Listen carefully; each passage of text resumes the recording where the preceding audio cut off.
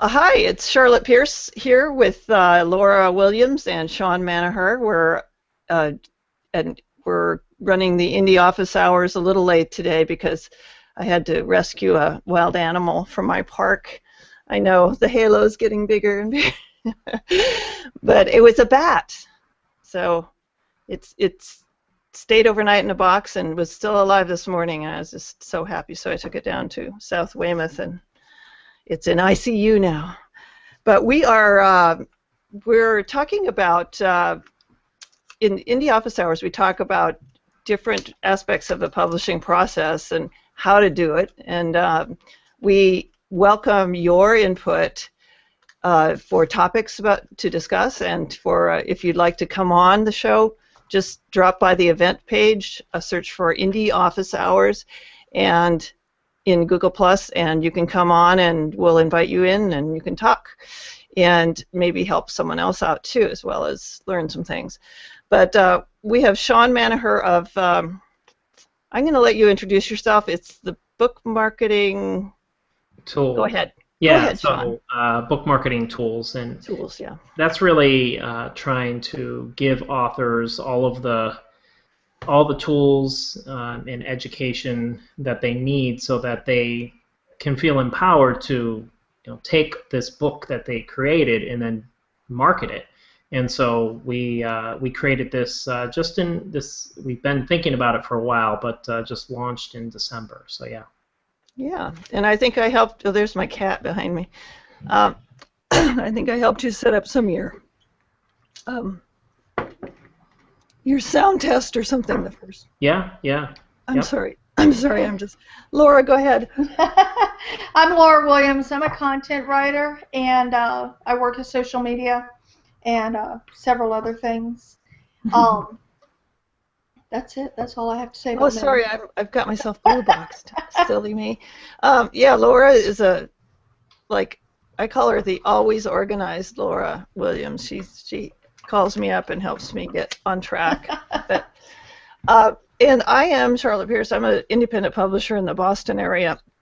I have been since about 1989, and worked before that in magazine publishing in New York and Seattle. But I am a board member, actually co-president currently, of the Independent Publishers of New England, and we run this Indie Office Hours for our members and just really for anyone who wants to join. And we are talking today on Laura's suggestion about anything you want, really. But if you have a suggestion, just type it in the event page. But Laura's suggestion was to talk about branding. And we had a session on creating an author platform before, and we touched on this topic, but we thought we'd go into a little more in depth today and just give you some examples and educate ourselves at the same time. So one thing I need to do, I know, for Indie Office Hours is to create a banner for the show like Shawn has for his book marketing show, and so that it sits there in Google Plus, and you can recognize it instantly, and it's there constantly. And Laura, did you want to kind of introduce that topic a little bit further? Well, I've noticed, I use a lot of different social platforms for many different things, and I've just noticed that people seem to be disconnected between the different platforms as far as who they are and what they're representing. Even in their bios, they'll put different things. And I think that, in my opinion, it needs to be more cohesive. Like recently when I ran into that problem with Google where my other account was closed, I was very glad that I still had somewhat the same image to move into the other, so people did recognize me, because of course the name's a little different. It's not Laura Williams on the new account, it's L. Williams. But a lot of them still recognize that's who it was. But and I'm not talking about just in Google Plus too, but your Twitter account, your Instagram account, everything should have some type of cohesiveness, particularly for authors, because in the authors, you do your little blurb on the back of the book or inside the flap that says who you are and what you've done. Mm-hmm. That should follow you around everywhere. Don't change it and say, I'm a mother of 4 and I own a cat. Nobody cares that you're, you know what I'm saying? Nobody Yeah. really does. Put who you are and what you're doing. Now, what Yeah. do you follow that? Have you started doing this, or have you had this going They're along? getting, they're Yeah. getting. I've been trying to keep it right along the same way. You know, try to keep the same look so that that's one reason I went with the black and white. Black and white, the brain remembers better sometimes Oh, than colors when there's so many colors. So if yeah. everybody else is using colors and I'm using black and white, Mm-hmm. it seems to be more a visual thing, I think. But Shawn, do you have a reaction to Laura's site about particularly with authors, indie authors and publishers in mind? Yeah, I think what Laura's saying is the consistency is matters most, and so that when somebody is thinking of Laura Williams and they see the logo that she has right now, that if they see her on a guest blog, if they see her on Twitter, if they see her on LinkedIn, any place that she is looking, we want to make sure that, and this can apply definitely for brands as well, but specifically for authors, the colors should match absolutely, and whatever colors that you choose for whatever reasons, because everybody's going to have 1,000 different reasons of why they choose the colors that they do. Make it unique. I like that idea of the black and white. It's a differentiation. When everything is Mm-hmm. colored and you're black and white, that makes it look a little bit more interesting. It also is kind of a newspaperly look. Yeah, yeah. yeah. So I think the consistency is what matters most because, I mean, studies shown, literally you have seconds to make an impression and an impact, and if it's not done well and you don't have that consistency, people won't know who you are because they're subconsciously thinking, "Oh my goodness, they look familiar?" So Right. yeah. Yeah, absolutely. And it's funny because, and it happens a lot, I'm sure we've all seen in social media, especially with people in their own businesses. Like if you're a famous singer like Beyonce or something, everything that you do is tagged with singer. Everything. But for some reason, when people are on social media, they change that. For some reason, they don't always tell who they are and what they do and give you some information. Well, do They you say think that we should be random things. saying, I should be saying Charlotte Pierce publisher, or because I do so many other Yes. things, and that is kind of a disease of mine, but it does create a disconnect when I'm trying to exist online and get But my message through. in your case, I would say publisher, writer, and HOA host. That way it covers it all. So let me, You know? when you're, just keep talking, and I'm gonna get my my Google Plus profile up, but and we can talk about how to Well, while you're carry doing it that, through see, like those. we all know the blue heads on Google Plus, where they just put the blue head, they don't tell you anything about themselves or whatever. I've gotten now where by somebody's suggestion, because Mhm. I was just not friending them at all. Now I Mhm. put them over into their own little blue head circle, and I go in there every once in a while, and I see who's added information, and then I might move them to another circle. Oh, that's But good of you. Yeah, circle. but if they haven't done it, I don't move them because they don't care. Now somebody new might go on there and still be a blue head that tries Mhm. to connect, but they're new. They don't really know any better.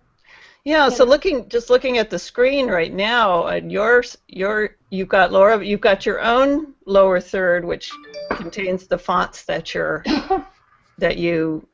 use in your website, Right. and you've also the black and white. You got it in that poster behind you, which is that superimposed, or is that on your wall? It's on the lower third itself, the graphic for the lower third. The one that says "Good Inklings" with a Yeah. typewriter. Mhm. Oh, so it's just up above. Yeah. I Yeah, mean, it's all on the lower third. Yeah. yeah, so you know that it's going to be in that position when you're sitting in Yeah. that spot. Yeah. Huh. Okay. Good. Yeah. Well, I have pulled up my.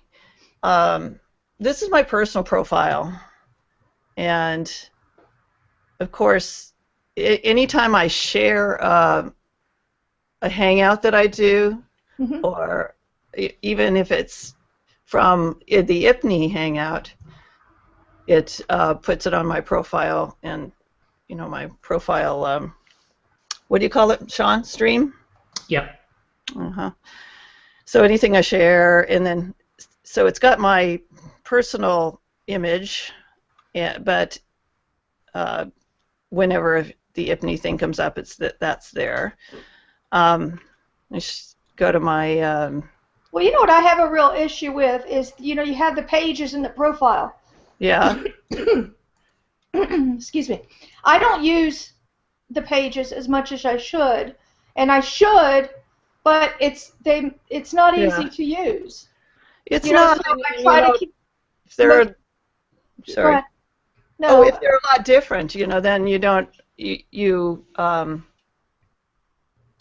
you're diluting one message in Right. favor of having the diversity, but Yeah, and I mean, I'll put things up there like my blog posts and things like that, but the common everyday stuff, I don't even bother. mm-hmm. I just keep that over on this side. Yeah, Shawn, do you have a thought about that? I mean, Yes. part of it is my character that I just can't stop, getting interested in new things. But Right. I think you're an entrepreneur, right? So that's gonna plague you for the rest of your life. Yeah. So. And I love it. Yeah. You should talk to RJ, who's with me on book marketing tools, and he every time I suggest a new idea, I have to caveat and say we're not doing this yet, but here's a really great idea. So That's funny. it just Yep. plagues us. One of the things Yeah, I want to back up a little bit and talk about colors. What I got stuck on blue and green. I actually own another company called the Content Authority.com, and that company is blue and green. And then when we started book marketing tools, it just became a natural evolution. I was like, well, let's try blue and green, and it works really well. And so, for me, the choice of color was almost that's kind of my color. And in Right. fact, you see obviously the color branding. Most of the time, today I'm wearing purple, but most of the time I actually wear blue shirts. And so when you're talking about that consistency of things, it's subtle. People they don't care really what you're wearing, but when they see that consistency, then they remember, oh, Shawn, he's the blue guy. He's the blue-green. Well, They don't exactly. even know it. And blue's a comfortable color, and people like it most of the time. And so that's really why I have chosen to use that color scheme. It's worked well for us. In fact, one of the things that we actually do in promoting our videos on YouTube is that we put an overlay at the front of all the videos so that they are showing in the colors of our brand, book marketing tool. So we Okay. put the title on there with the blue and green, and it makes it look very presentable. And very easy to distinguish that, okay, this is something from book marketing tools. Mm-hmm. Yeah, and I just think that's so important.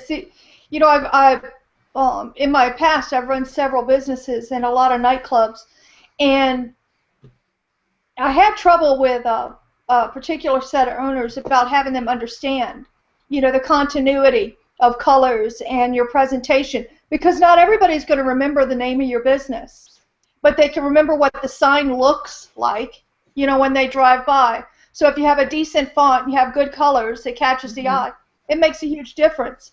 And I know, like, when I chose my font, Charlotte was right. I wanted to choose something that automatically gave the essence that the person's a writer, which would be a typewriter font or something like that. Because my name doesn't say writer. It says Good Inklings. It doesn't. If it said Good Inklings content writing, it would be different, but that's not what it said. So I had to kind of somehow give that impression so that people would, then would read the second line. Yeah, now, Shawn, I wanted to ask you, I've just gotten my website, and Laura and I she consults with me on stuff, and we're going to go through it and sort of tighten it up. But this is my Google Plus because I'm too embarrassed to show you my website. It's an evolution. All good. No worries. Yeah, That's awesome. Thank you. I love you. This is my publishing company started with the Day Trippers, and these are family activity guides for the greater Boston area. I'm doing a Cape Cod one, and I envision it in my grandiose mind as a series that could go on for across the country or whatever. But this is what I mean, blue and green. There you go, or green and green. I kind of have a little inset here, and then I try and use that image a lot because I took this picture at a local, place where you play mini golf and bumper boats, and I just thought that was like the quintessential day tripper activity. But I've been using it in Pierce Press and day tripper books. Do you think that's too complicated? Should I get some kind of logo, or? What I would do is add a, like a white rectangle across the top. Mm-hmm. You know what I mean? And put day tripper in there. I mean, I'm pointing at it, and you're probably not seeing where I'm pointing, are you? So in the day tripper books, or? On that graphic. I would put a white rectangle across the top, just a band of white. Yeah. Or white will just show up good. And then put the letter in there, day tripper, and then a little explanation. So that when they see that big picture, they see, yeah. It's more of it becomes more of a logo, is what I'm saying. Well, and that image is a little hard to manipulate in some situations, like, I don't know, when you're making a hangout banner or something like that. You could. That's one of the most aggravating things, is getting all the dimensions right across social media. Everyone is different, and they don't set right. I don't know if you've had the problem with the Google Plus, but I'll put my image in and it looks great, and then next time I go back in, it looks too big and kind of stretched out. I don't know if you've had that happen, but it's just happened to me so many times. I quit fooling with it. My system doesn't let me upload it if it's not the right. At least, it has to be at least that size. If it's too big, it's okay, but if it's big, but if it's too small, it's not going to upload at all. But the size recommendation they give you too is off. It's not the actual. It goes in. Yeah. The 1200 by 300. Yeah, it goes in incorrectly. In my opinion, it doesn't. I don't know how to explain. It makes it too. It doesn't look anything like it's supposed to look. That's all I've said. Yeah. Yeah. Right. What other considerations are there for authors and publishers, Shawn, for creating a consistent look? And is there anything that I should call up to show? No, so when you're looking at the consistency for an author, and you ask the question, well, what should it look like? You know what I mean? Like, what colors should you use? I think that a lot of times authors, just pick whatever. But a lot of times you can then kind of step back and say, well, what are the colors that most resonate with my target? And by understanding who your target audience is and really drill into it. So people are calling them avatars, personas, or whatever you want to call it, your author profile, whatever that might be. Really drill in, and if a certain color on a regular basis pops up for that, as you're studying and finding out the things that most interest your particular target, consider using those color schemes as a connection point. Because if people in your genre, I don't know, like red and black, for whatever reason, then consider that as your base, because what you then eliminate from a psychological standpoint is the barrier of entry for them to like you. And as much as books are about the words that are within that 3 seconds, you're also wanting them to like you. And so I think that's really important to. This is the concept that I have so much trouble communicating to my 19-year-old son about clothing. Good luck with that. I say, he says, really just it's it's the first impression is so important. He says that has nothing to do with who I am. Well, Right. and I said, well, if there happens to be a person, I mean, it's really hard because you don't want to tell them that it's the it's the dressing, window dressing that's important. You want, Yeah. it's just like you just have that 30 seconds to get the attention of somebody. Mhm. Yeah.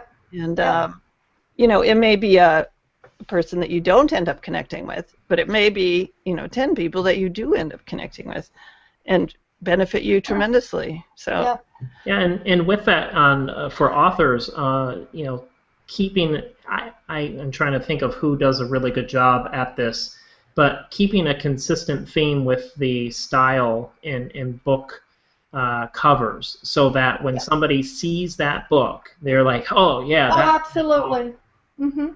yeah. Yeah, yeah, I recognize a lot of authors like that. Lee Childs, I think, is one of, but there's a lot of them that automatically. Oh, you know who's one of my favorite is um, Moore.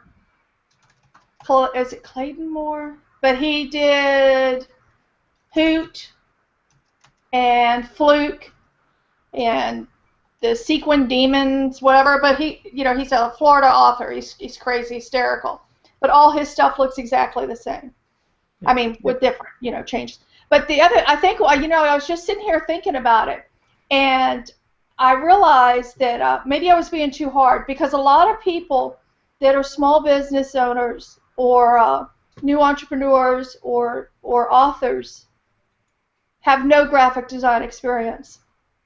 yeah, that's another So issue. I've got a lot of graphic design experience, so I look at it from that point of view. And I think that's probably what a lot of the problem is. They don't even know how to create the graphics. Well, I could tell you, if I didn't have a teammate, RJ, working with me, I would be going to Fiverr.com.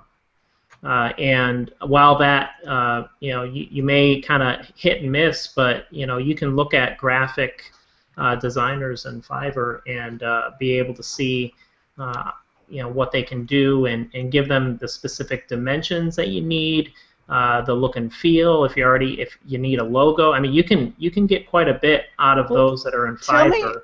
I have heard about Fiverr, and I've never ever gone to the website. And tell me what it is, actually. So it's a $5 marketplace. So where you're able to get virtually almost anything done for $5. You can get voiceovers done for $5. You can get transcriptions done for $5. You can get logos. You can get your banners for your website. You can get unique designs. You name what you're looking for, and you could probably find it there on Fiverr. And is this like, I've heard some negative things about Fiverr too. Like, it's very hit or miss. I Right. see. I mean, a lot of new designers have no experience will start out on Fiverr. Yep. And a lot of people overseas that are running like a graphics mill type place. We have the same, and Shawn knows this, same thing in content. There'll be people that write articles and blogs that English is a second language. Yep. So, it's one of those things. Sometimes you get some great people on these sites, and I'm not saying that you don't. Right. But you have to kind of know what you're looking for and vet them a little bit. See what they can do for you, and ask about their references. And is there a rating system? Yeah, it looks like there's a rating system. Mm-hmm. And here's what I would say is that if cost is a factor, one of the things that I just have done for my businesses and trying to do this better, collaborate. Work with others. So Laura, if Laura's good at design and you're good at social media, Laura does both. So if Laura's good at design, she's good at everything. And Charlotte, you're good at promotion. Why don't you just trade? And put a trade on that, and find communities where you can just be open and say, hey, I'm really good at design, but I need help with this. And that collaborative effort really can, go a long way for both of you to benefit. Yeah. No, it really That's does. a great too. idea. I Yeah, mean, it really the does. Google Plus communities are awesome that way. Yeah. And Charlotte's a great collaborator. I mean, she gets so many people involved and knows who to ask what and how to to get things done. It's just amazing to me sometimes. She doesn't think she does. But, that's why I've been wanting to get on the show. She's not but listening. Our shows overlapped there for a little bit. I know they do. I mean, I'm doing Face the Book TV. Here's a good question for you too. As I find the authors and as I find the books and the projects that I want to talk about, it's a little more thoughtful and an author discovery type thing. Yeah. And so I'm doing that kind of not at a regular time because it's so hard to plan and get the author to be there at that particular time. So I just do them and announce them, and then I'm planning to do a little more promotion with the ones I've already done. But so do you think that is a good approach, or should I have a regular time, or? Well, it really depends on your end goal. So what I would ask is, what's your end goal? Right. Yeah, my end goal is partly to promote the independent publishers of New England and myself as a publisher. Yes. Okay. And so then what I would ask is, for your audience, is it important that consistency is part of that equation for them to connect with you? I don't think we're well enough known yet. I mean, there is a awareness out there, especially on Google Plus and in IPNY, that there is a show. Yeah. But it is not like the Pied Piper, where they come trotting over on Thursday afternoon. Right. So, as long as you can reach them and tell them when it is, I think they would tune in. Yeah. Well, I mean, Laura, I mean, you work with authors and whatnot. So yourself, you can study, Charlotte, you could study the authors and find out their habits and just ask them. So what are your habits online? And 9 chances out of 10, and this is what we're finding for Book Marketing Tool or the Author Hangout, is that it doesn't matter of a consistency in terms of time. We have chosen to have consistency in our time just for ease of sake and selfish reasons, because I'd rather have a consistent time. But we get more viewers not during the live broadcast than we would ever get, right now on the live broadcast. So we're, very similar, that we're not, we're not getting thousands of viewers at the same time. No, we're, at best, whatever we're getting. So I think that that may not matter, but what does matter, I think, is the consistency in the promotion. That is finding ways so that you can promote yourself, and this applies both for the brands and the personal. Whatever you do, create a checklist of your promotion strategy. That's a great idea. When you do a blog post, what are the 10 things you should be doing? When you do an HOA show, when you do the IPNY broadcast, what are you doing after the show so that people will know that you're there?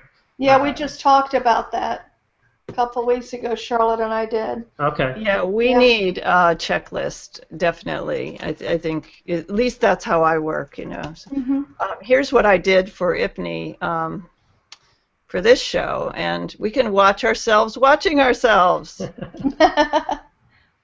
Yeah, there we are. No, we need to run a flash player. Oh, there we go. See? Nice. Isn't that wild? Stop. I know, it's so funny. But that's, I've had a lot of trouble, and we're going to have to wrap up here in a little bit, but I've had a lot of trouble getting, I'm kind of the only one doing this on IPNY. And there's interest, and people kind of come on and help out, but in that way, but it's a lot to do on your own. So before we went on live here, I just put the embed code in there. Laura helped me find it, and I said, oh God, it works. I found the little box to put the code in, and so these tools enable you to do a lot and if you're smart or adept at them, you can get the hang of them. But man, there's a lot more to it than just running the Hangout. That's right, for sure. Well, Charlotte, maybe that's one of the things we'll go over is we'll figure out, and I can help you with that. Mm-hmm. You know, I mean, I can do some of it for you because I know it's a lot. But really, there's a lot of places you can flesh it out, like writing the blog post afterwards and getting it, you know, broadcasting it more and then broadcasting it before it comes on. Because it just needs to be better organized. I'll help you out with that. So, and Shawn, are you doing these shows? You have two, right? The Author Hangout and the Book Marketing Tools? No, it's all the same. It's the Author Hangout. I have, right now we do the show every other week. Right, okay. Yeah. Yeah, I've tuned in a few times and watched the replays and stuff, and it's really a good, solid show. It's great for, but what was I going to say? Yeah, it's slipped my mind. So one of the things, and I know that you have to wrap up soon, but one of the things in terms of the promotion, really consider YouTube and how you can use that, because obviously all the content's going there as well. But one of the things that we're looking at is we're looking at repurposing the content and taking out the segments that are kind of like the best of the segments. So maybe we had something really smart to say in the middle of the show, and we're like, oh, that would be a great snippet. And maybe it's only 2 minutes, but you can then, it's a different video. And but somebody's going to watch a 2-minute video much faster than they're going to watch a 30-minute or an hour video. Oh, absolutely. That's smart. Another thing that I was playing around with on different people's Hangouts is sort of live blogging it. So, you know, you can actually take a notepad and just while it's going on, you can write, you can do, I think it's F2 or something for the timestamp, and then just the, you know, the topic. And to have that in the, even for an hour show, people can just scroll over to the appropriate spot, and I think it helps with engagement. Idea. Yeah, that's a really good idea. I mean, now the time stamping in that way gives you a actual timestamp, not the video time, but maybe there's another way to do it. I mean, YouTube has transcription. You know, I had told you this, Charlotte, but I had talked to my son recently. I was trying to explain the power of doing the HOA broadcast. And the way I did it is I showed him directly from that one broadcast, there's 22 points of available content creation. Mm-hmm. And that's ridiculous, 22 points. So that's, you know, podcasting, running the podcast through all your social channels, running the HOA through all your social channels, running the blog through all your social channels, all the different things that you can do. There was, and I came up with, and it took me less than 10 minutes, 22 points. Yeah, here's like, for example, the independent publishers one, and so what some of those are, you can grab the URL. Mm-hmm. I think you have to maybe open the video, but there's what are some of those? What are some examples of what you're talking about? Do you have a good email list, Charlotte? I do, yeah. 'Cause I don't. I'm horrible at it. But what I was going to say is, if you did a once a month newsletter out to your IPNI members, and you put all 4 links to the shows that you did, that might help start building some interest. Yeah, that's a pretty good idea. We actually email weekly on that, and we don't have people. What they actually studies show that the more you email people, the less they unsubscribe. And yeah, it's kind of inverse logic. Yeah. Yeah, but the more that you email, even daily, you're going to get a much lower. Actually, I think it is once you get to like emailing 3 times a week, there's a significant drop off of who will actually unsubscribe. And so, anyways, I don't know why. Yeah, that's fantastic. But I mean, with that, we email weekly, and we don't see a drop off. We email them a reminder saying the show's coming up. yeah. Really love to have your participation. And again, we don't have everybody on there live, but every video that we have is getting a good amount of views, at least that I'm happy with right now. Right. Well, I know that with IPNI members, they're hungry. They're indies and they're hungry for information and checklists and shows like this. Where you actually learn something. So, yeah. Does anybody have a final word? And I'll wrap it up here. I would just say to really sit back and think through your elevator speech, people call it, but what you're trying to communicate and who you are, and put that through all your social channels. Take out all the fluffy stuff and really put that in there, because that's what gets people interested in who you are. It's not that you love chocolate chip cookies or water skiing. They want to know, what you offer them. What does this person offer to me? So if they're another writer, they're going to offer to me their things that worked or things that didn't work. I can get information from that, or building a community or whatever. But if they like chocolate chip cookies, it doesn't tell me anything. Yeah. And to echo with that, I would say take that whole approach into the sales process of selling your book, from the point of acquisition to the point of conversion, and all that stuff in between. Exactly. So they have consistency and they see it, whether it's from the text, from the words, from text, words, same thing, design, colors, all that. Consistency is going to help, I think. And for book marketing tools, your aim is to, you have these products like courses and things like that you sell, or do you get clients that? Yeah. Book marketing tools right now is focused on the educational piece. Again, our aim being tools, education, and community. So we're really building out community and education right now. We're actually partnering with individuals to create premium course content, so that we can go beyond that and start to monetize what we're building. But then the bigger long-term piece is tools.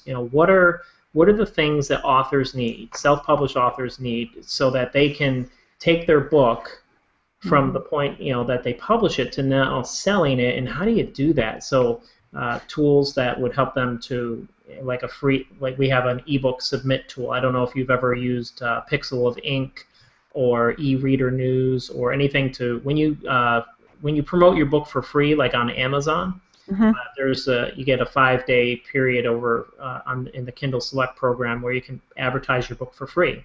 Well, we're creating tools so that it makes that process easier. So we just created one that, instead of it taking like 4 hours to submit to all these sites, it takes less than 10 minutes. And so wonderful. We're creating those tools to really push down the time that it takes for writers to market, because they don't want to market. They want to write their book. And so, well, it can be fun to go out and do a reading or something like that, but that's pound for pound. It's not a huge sale.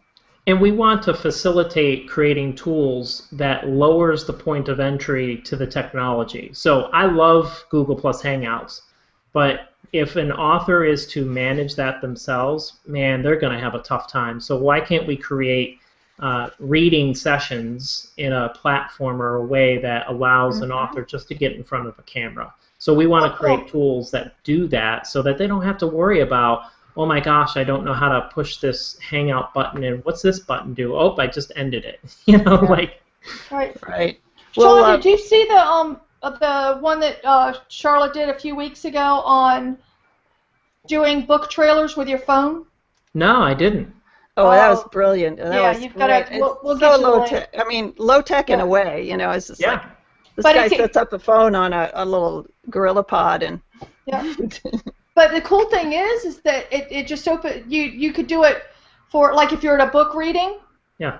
You could do it with somebody's opinion, or not just book trailers, but so much more that you can use. I do social media for a guy running for Congress, so he's going to use it for a lot of his things. But there's so much that you can do with just that little bitty It takes idea. some of the fear out of it. Like, Yeah. you don't need one of these, and it's like Hmm. people get overwhelmed. But I'm going to stop the broadcast and let people Okay. get back to their daily lives, because I know the millions of people watching are busy people too. But join us next week. We're going to try and be consistent with Indie Office Hours at 12 on Tuesdays. And you can go to IPNI Live on YouTube or IPNI.org to get the information on it. Thanks again to Shawn and Laura for making this a really useful 45 minutes, I guess it is. And we'll see you next time. Thanks.